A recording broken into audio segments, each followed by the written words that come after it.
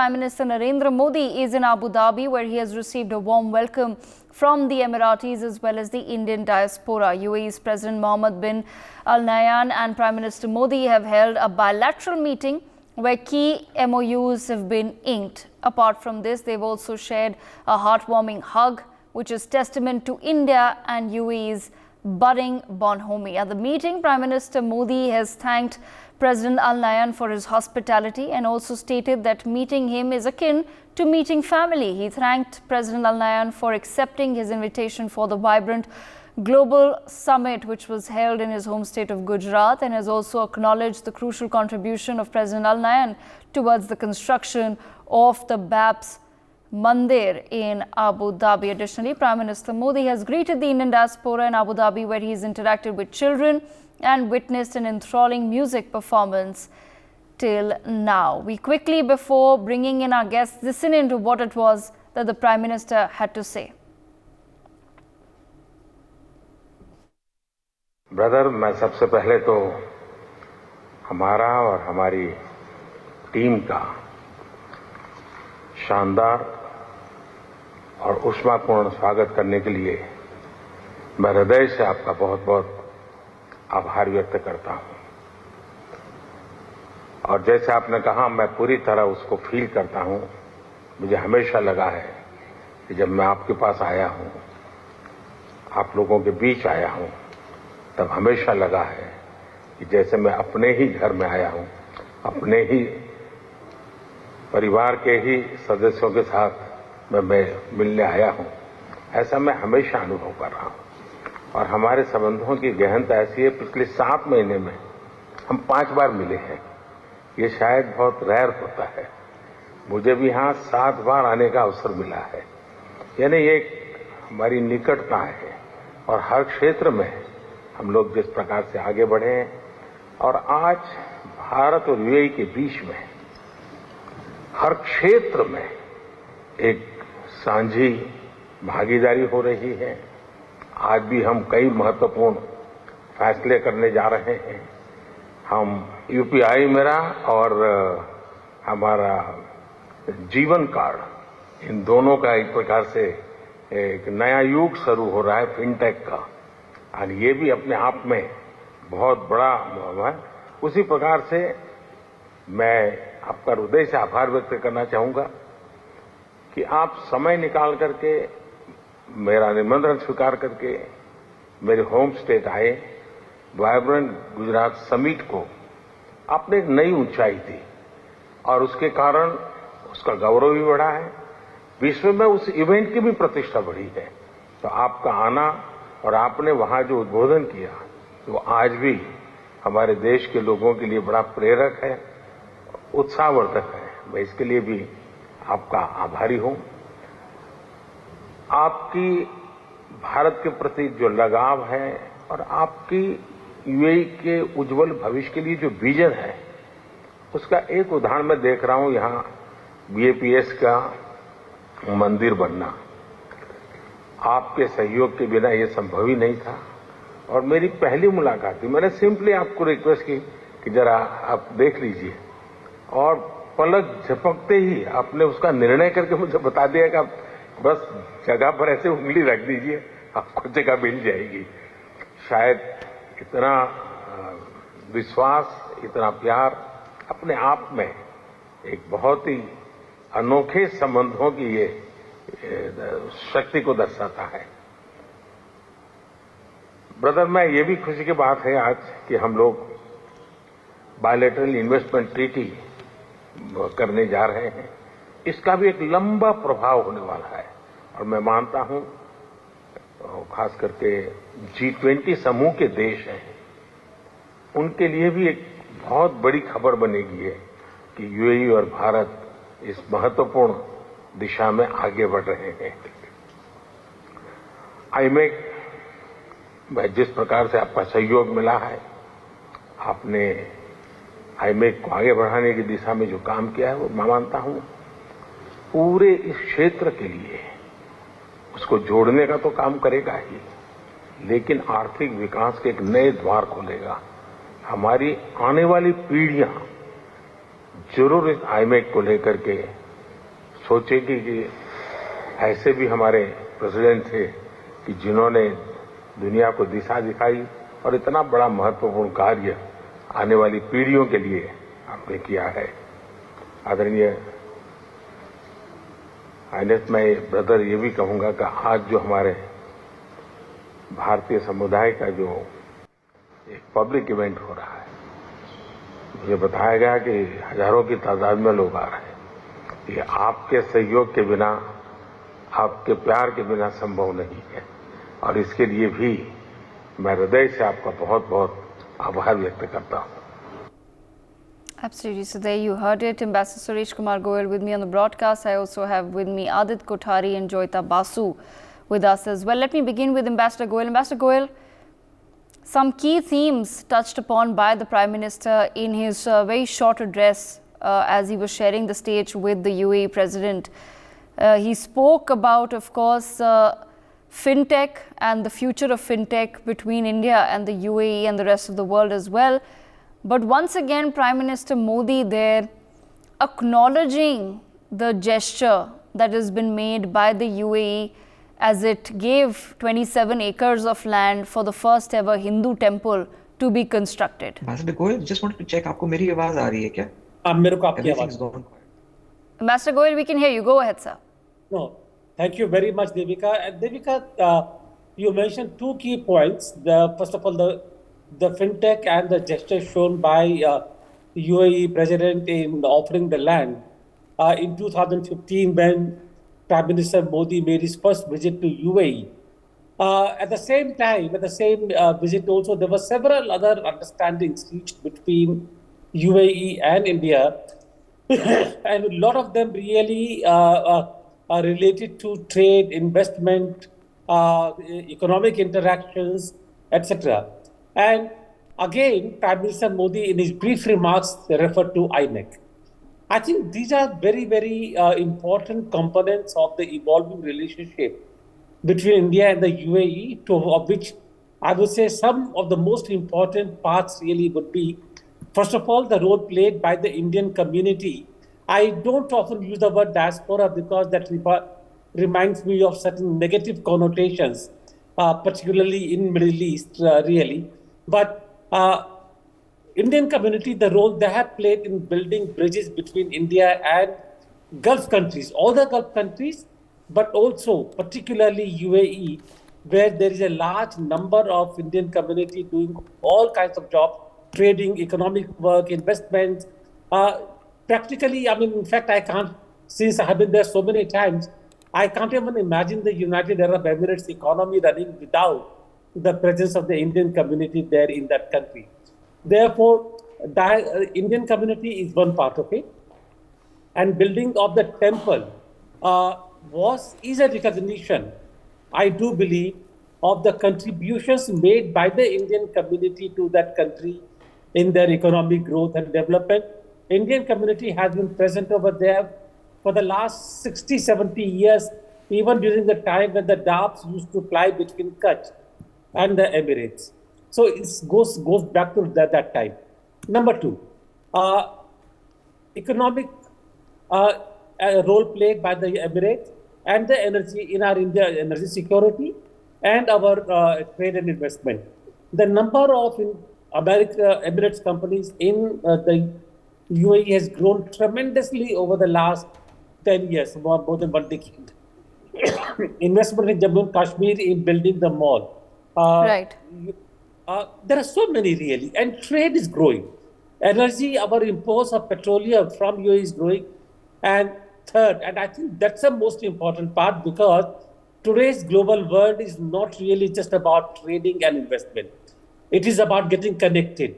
Now, INEC, which connects India through Middle East with Europe, I think is and both a secure in terms of stabilizing the security of the region, stabilizing growth is an important part of that vision, I think, for both India and the Emirates, and the role that is being played also by many other countries in the process. So on the whole, I'm looking at the relationship not in just one term, but an overall comprehensive term. And the picture looks very, very rosy. Picture looks very great to me. Okay. Devika. All right. Joyita, bringing you into the conversation, just on what Ambassador Goyal was saying, that there are some large projects also, such as the IMEC, which are in the pipeline at the moment. Is there then a realization that if we are to foster relations for the future, they will have to be basis mutual respect, a message of tolerance, a message of harmony, and an acknowledgement of the Indian community, an acknowledgement of the Hindu community that is there in the Middle East, that there has to be now a clear development of people to people connect, of soft power moves as well, for us to have stable relations in the future if we are to work together on large projects like the IMEC? Well, when it comes to large projects like the IMEC, it is not just, it's not just about India-UAE relations, which are thankfully on a very solid ground. There are rather many, many more, I would say, external factors. Say, for example, what is happening in terms of the this Israel-Hamas war, and that is actually, totally impacting the IMEC. Now, the thing is, you see, that is what actually has put a question mark on the IMEC. So, it is not just about building relations with particular countries. There are much larger forces at play. But having said that, when we are looking at the Arab world, the Gulf in particular, number one is, you see, when it comes to the UAE in particular, India-UAE relations in the last 10 years have really, if it can use the word skyrocketing, it has been skyrocketing. As Prime Minister Modi said that this is about the 7th visit. Let's put it this way, there is much more to India-UAE relations than IMEC. And because they are also part of I2U2, by the way. Although right now things are looking totally uncertain, but when it comes to the movement of goods and all, India and the UAE and in fact Saudi Arabia, at least up to that part, the IMEC is working until now. Beyond that, we don't as yet know. But having said that, the significance of the India-UAE relations is that when it at two levels, apart from of course trade, economy, diaspora, so many things that are involved in it. Apart from that, the kind of canard that is spread about India being a majoritarian Hindu state, where minorities do not have any they are oppressed and all. This outreach that the Prime Minister has been making to the UAE, and the kind of relationship that India has with the Gulf countries, even with Qatar, as we saw an example of the release of these Indians. So, you see, this should go a long way to counter the propaganda that is going on against India. So, this is, I don't think it has been designed to be like that, because this relationship is more, it's very organic. And it is not just about the diaspora. Of course, the UAE also is now kind of stepping out of the US shadow and is kind of pursuing a policy of multilateralism, which India is also doing. So, there is a meeting of minds when it comes to policy, when it comes to shared values and all. So, and of course, as I said, the diaspora presence as a 30% of UAE's population is Indian, which is huge, absolutely. So, that itself I think is powering this relationship forward. And as I am going to say, we are not going to limit it to just IMEC. Okay, Adit, not limiting it to IMEC, but just your thoughts then on the fact that there is today a grand Hindu temple in UAE, in an Islamic nation, and the UAE, like I said earlier as well, probably did not have to make this gesture, right, for some of the business projects and other big money projects to actually work out. It's not as though business would stop between the nations, but the fact that this gesture has been made, clearly there is a larger messaging that the UAE also wants to be sent out, not just to India but to the rest of the world as well. Absolutely. I think the UAE clearly demonstrates with this gesture how important India is to them from a foreign relations perspective. This is the seventh visit that Prime Minister Modi is making to the UAE after coming into power. The first one being sometime in 2015. But this one is special in that sense because, he will be inaugurating the Baps Hindu Temple. The first one in the UAE, the second largest outside of India, the first ever in UAE. So of course, it boasts massive amount of that sort of special relations, the bond between the UAE and India, the bonhomie between Sheikh Rashid Al Maktoum and Prime Minister Modi is also extremely special. Since the first visit in 2015.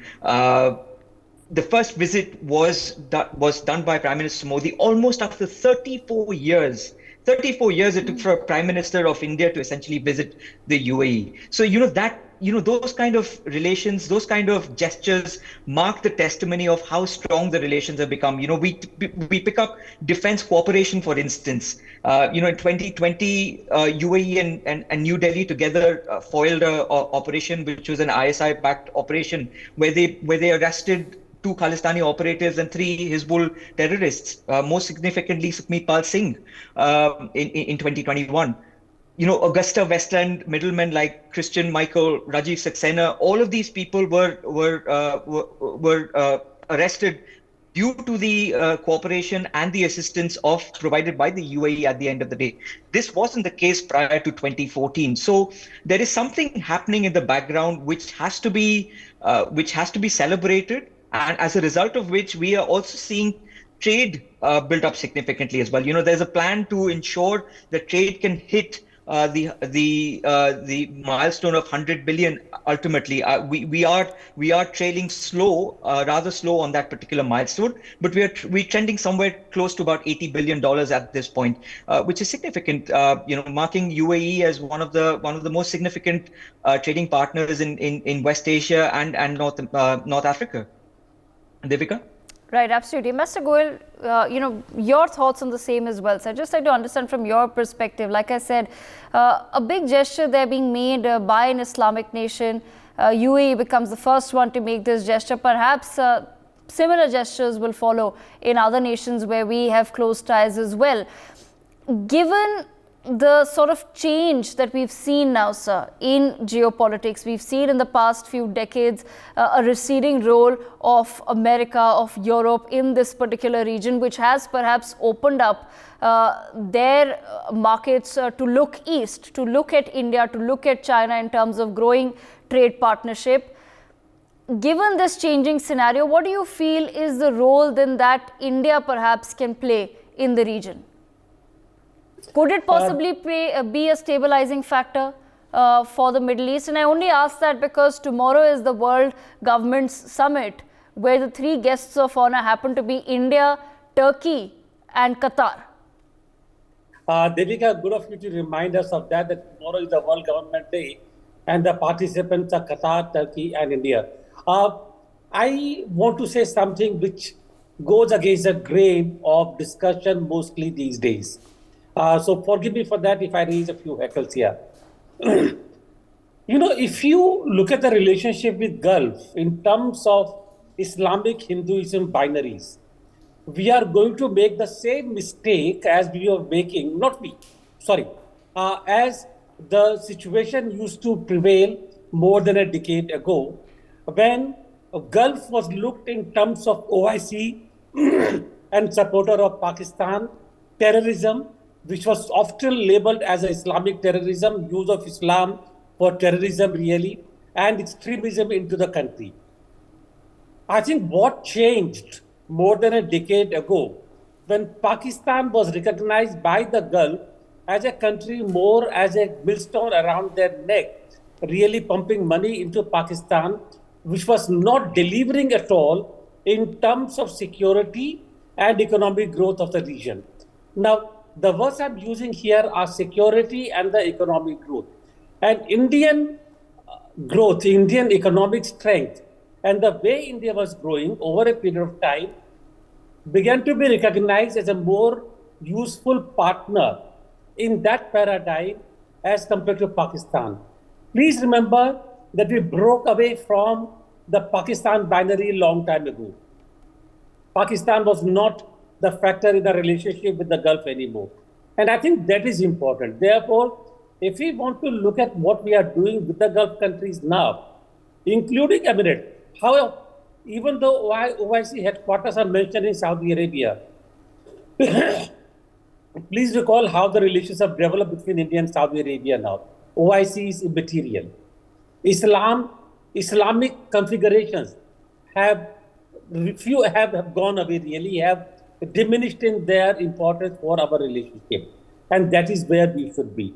Therefore, what we should look at is not everything, but Indian community, role of India in security and economic growth of the region, energy security, reliable partnership between India and these countries in all terms. We import energy from there. Saudi Arabia, Emirates are the huge suppliers of energy. Even today, the fossil fuels, despite the protestations, continue to be the important component of the energy basket of India. And we continue to depend upon these countries for the energy. Petrochemical, trade is growing, investment is growing. So I think we need to look at these factors in terms of the durability and stability and growth of the relationship between India and the Emirates. And inshallah, I'm saying inshallah once again, this is going to be the basis, foundational basis of the relationship between India and the Emirates in future. Precisely. Adat, that's exactly the point that I was also trying to make, that when such gestures are made, there is then a recognition of the fact that yes, for far too long the world has been looking at, say, the Middle East from a very Islamic lens, and there hasn't been, quite honestly, Adit, a lot of conversation about the Middle East beyond what Ambassador Goyal had also had to say. Everybody knew that the Middle East is a region which is rich in oil, which is rich in natural gas, but other than that, there was not much known, and there wasn't much of an attempt that was also being made from within the Middle East to perhaps change the conversation. So when we talk about then looking at the relationship between India and the Middle East, not from a binary lens of a Hindu nation doing business with Islamic nations, what really does that future then mean in terms of just the sheer economic relations between the two nations? I'll come to you, Joyita, in just a moment. Adit first. The future definitely lies within economic pragmatism, strategic autonomy of sorts, and of course the multilateral cooperation, and that is predominantly what the ITU2 hinged its endeavors on. You mentioned that we for far too long had viewed the UAE from a myopic prism of Islam.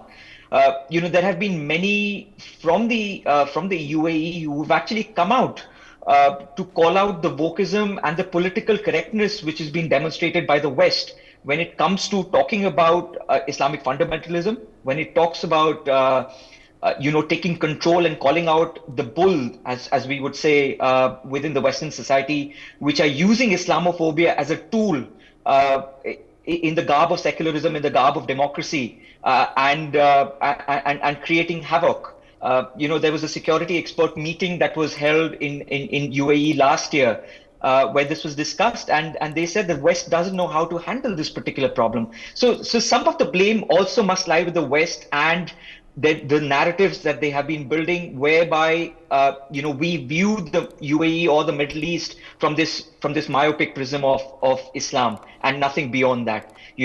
The culture, the traditions that they essentially demonstrate, the kind of openness that they actually demonstrate, even within the realms of Islam, even within staying within the realms of Islam, and the fact that they consider now India as that vital trade partner, that vital partner, and showing that pragmatism. Given the fact that 38% of their people now in the UAE are of Indian origin, so they understand how important it is and how significant it is to have a place of worship for them, which marks their spirituality, which gives them the opportunity to celebrate their spiritualness. Goes to demonstrate that they are not how the West essentially painted them to be for so long. Absolutely. Devika. Okay. Joyita wants to come in there as well. Well, the whole point is, you see, whether we like to admit it or not, how can you possibly exclude religion from this relationship? I mean, when you are looking at the UAE, is it a quote unquote so-called secular country? No, it's an Islamic country. Absolutely. It's an Islamic country. The fact of the matter is that we are feeling grateful that yes, they have allowed us to build a Hindu temple over there. You know, the whole point is that in any other country, or even until some time back, it would not have been allowed. It is because of the good relations that it has been allowed to be built. Till now, even now, we even know that, you know, in places like Dubai and all, outside during Ramzan and all, you are not allowed to smoke. You are not allowed certain things, lots of things. You are not allowed to eat outside. So how can we possibly say, no, it is, you know, it is Islam is not at the core of this thing. Of course it is there. It is an Islamic country. So to ignore that is, I think, a fallacy. It's a folly. What we should do is that we should accept it. Our people are also adjusting themselves over there, aren't they? Aren't they, when it comes to say Ramzan and all, aren't they kind of trying to follow their Islamic rules over there? Aren't they following it? If they do not follow, they'll end up in jail. So in spite of all the goodness of our heart and the relationship that we have, there is no denying that religious factor. The fact of the matter is that what we are witnessing is an immense improvement in relationship in the past 10 years. And you see, gradually there is greater acceptance, in spite of the fact, you know, all these Indians have been there for years, decades and all. But Jyotika, isn't that something that then has to somewhere be acknowledged and appreciated? That's the limited point that I'm also trying to make, that when the Prime Minister sits there and he releases a very short clip of what he's spoken, the larger conversation that he's had, he's not released in that particular clip, but the 4-minute clip that has been released, in that he himself is acknowledging the fact that I made one request to you, to acknowledge the Indian community and to set up a place of worship for them. And you didn't even bat an eyelid before you gave the land, and so we thank you for giving us this temple. So my point is that when we are talking about India's relationship with the Gulf, any Gulf country for that matter, we have to take into account that these are actually religion or, you know, religious states. We cannot ignore that. So if we are looking at it from that way, you know, how can the UAE help us improve our image in terms of our relationship with the Arab Muslim world? Of course, UAE has a role to play. Countries like UAE, Saudi Arabia, these are the, you know, they are the leaders of the Arab Muslim world. So if you are aligned with the leaders, if they look at you, so it is but, you know, look at you favorably, it is but natural that this factor will come in, you know. Okay, all right. Ambassador Goyal also wanted to reply, and so did Adit. Adil, I'll come to you in just a moment. Ambassador Goyal. Very briefly, because I know the time is really going fast. No doubt, UAE is an Islamic country. Saudi Arabia, Qatar, they are all Islamic countries.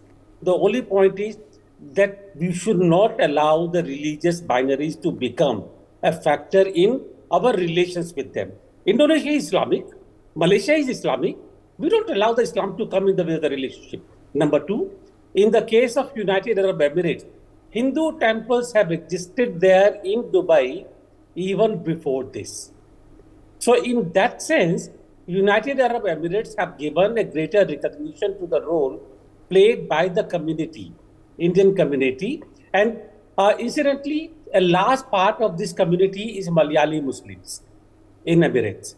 Therefore, we should not really describe them in terms of one particular religion or the other denomination. It's a recognition of the role played by the Indian community in the whole fabric of Emirates. That's a simple point, and we should continue to build on that. Okay, Adit, you wanted to make a point as well.